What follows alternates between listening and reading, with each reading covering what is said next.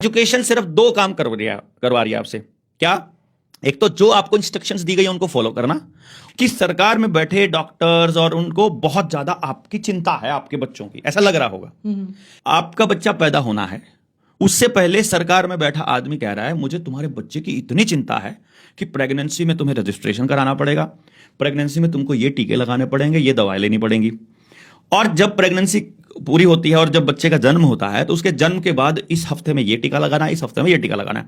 5 साल तक आपके बच्चे को लगभग 52 टीके लगते हैं। मैं भाई बता रहा हूं। मतलब आपको ऐसा लग रहा होगा सरकार का एक्टिवनेस को देख करके, एक्टिविटीज को देख के, कि सरकार में बैठे डॉक्टर्स और उनको बहुत ज्यादा आपकी चिंता है आपके बच्चों की, ऐसा लग रहा होगा।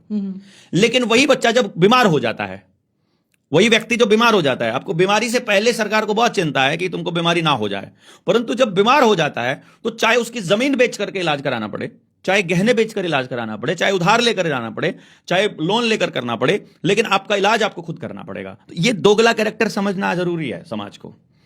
फिर जो शिक्षा है, शिक्षा का काम क्या है? बच्चे को जीवन के लिए तैयार करना। शिक्षा काम क्या कर रही है? स्कूल में जाकर के अगर आप किसी बच्चे का जीवन देखोगे, एजुकेशन सिर्फ दो काम करवा रही है आपसे। क्या?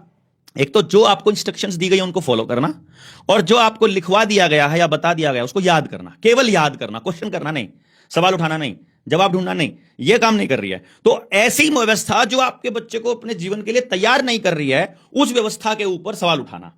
यानी कि आपको यह देखना है कि वो व्यवस्था आपके लिए काम कर रही है या किसी पूंजीपति के लिए काम कर रही है या किसी आपके ऊपर सत्ता जमाने वाले के लिए काम कर रही है। यह काम है हर नागरिक का।